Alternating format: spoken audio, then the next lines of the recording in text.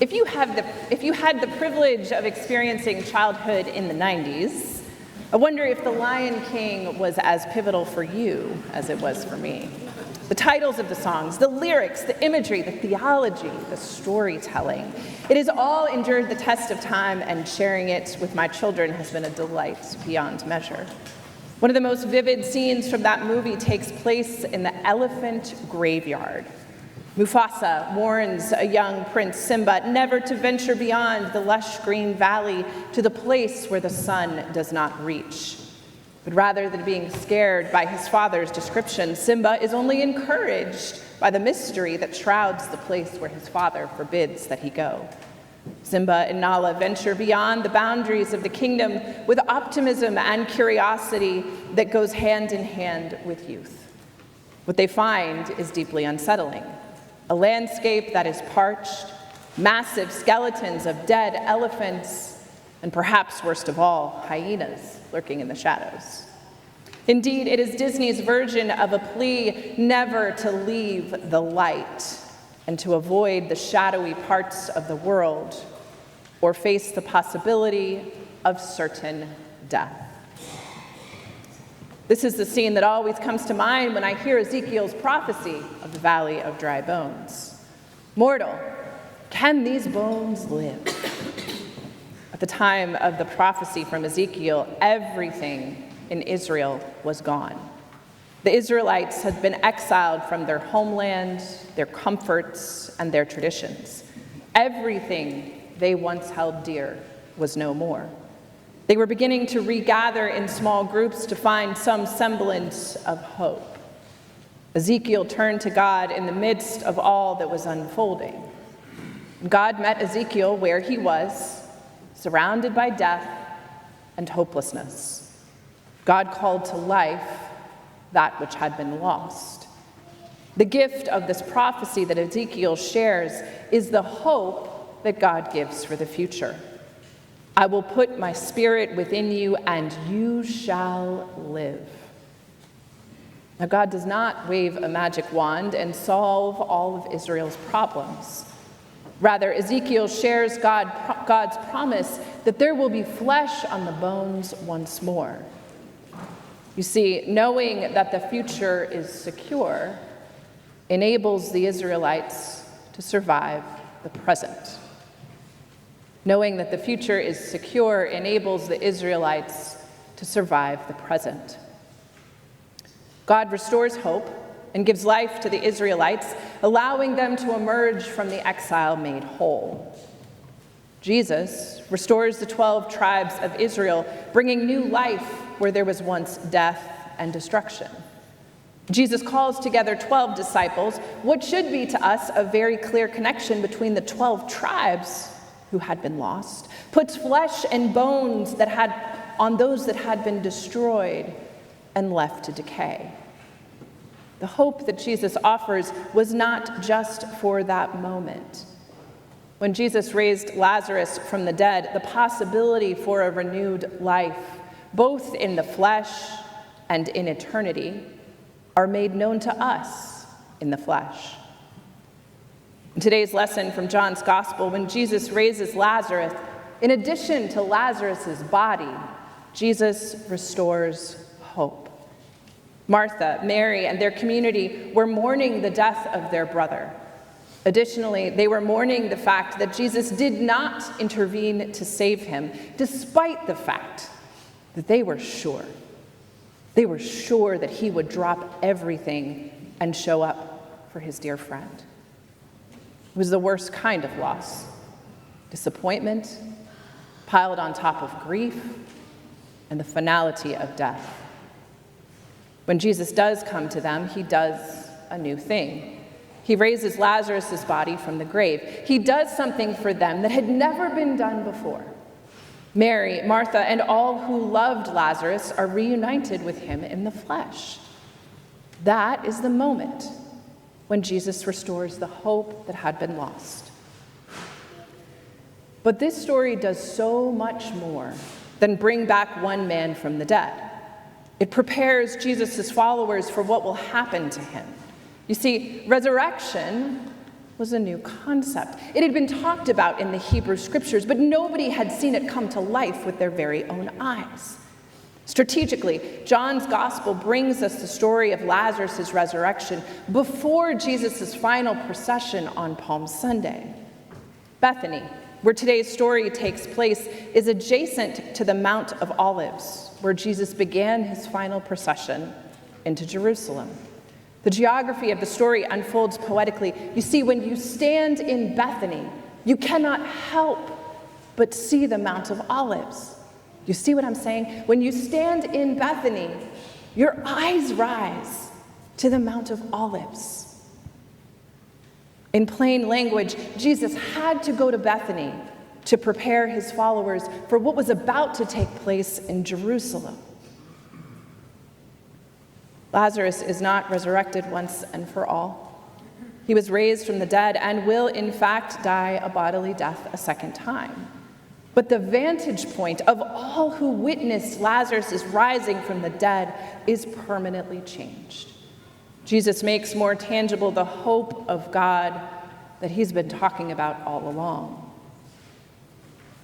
Resurrection was not simply waking up from death, which is what we find in Lazarus. Resurrection, as we experience in Jesus, is about the hope of something new. In the words of theologian Andrew McGowan, in John's gospel, the raising of Lazarus becomes the pretext for Jesus' arrest and judicial murder. Some forms of theology make Jesus' death into an abstraction, but how and why Jesus dies is important. John's audience knew perfectly well why Jesus was killed by Roman power, but they were also willing to believe that God was able to make this unjust and meaningless death into glory. The connection with Lazarus' raising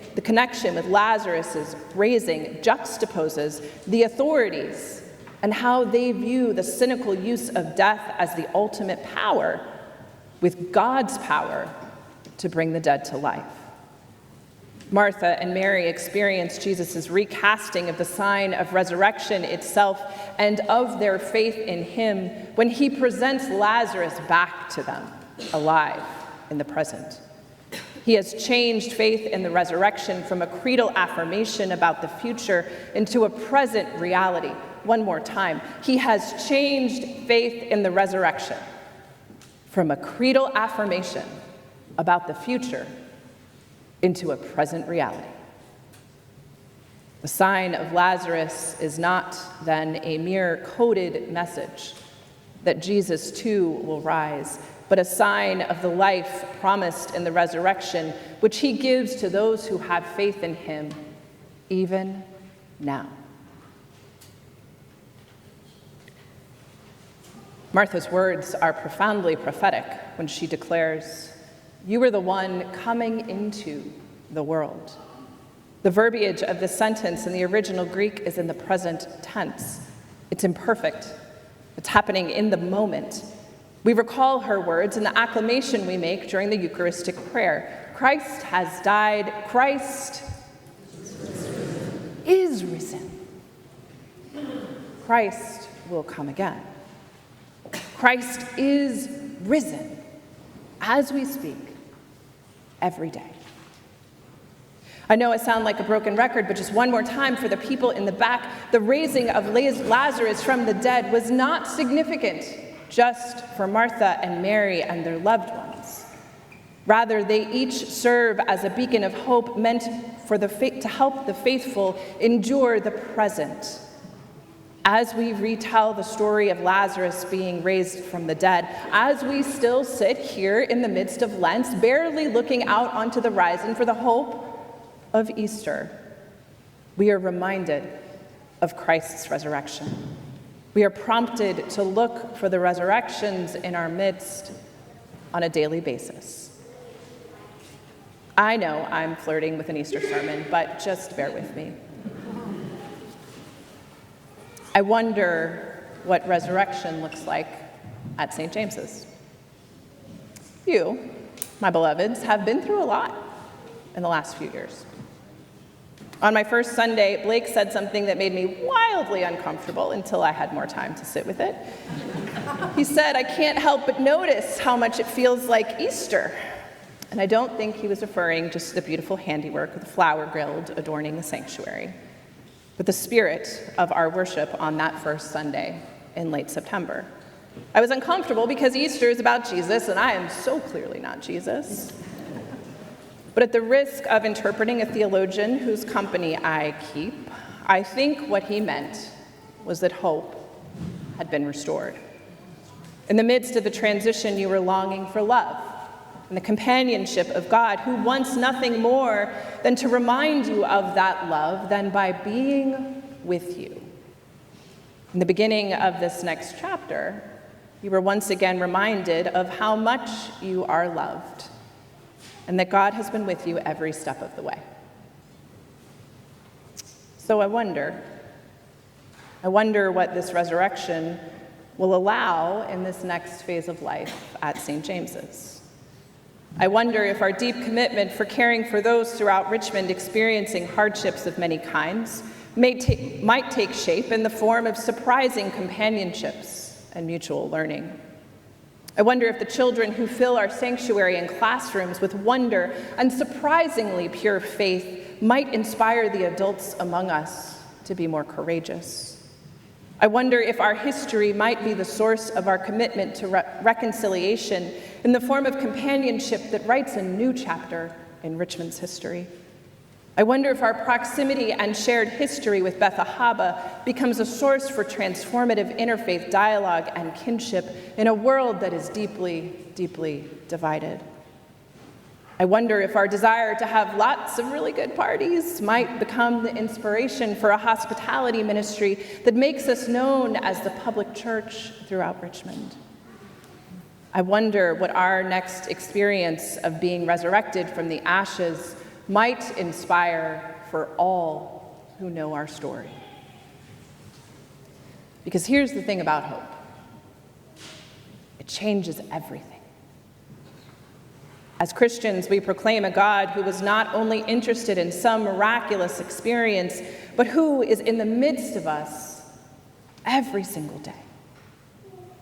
We have been gifted with the hope of what is to come, so that we might endure the present moment, no matter what that brings. Christ has died. Christ will come again. Amen.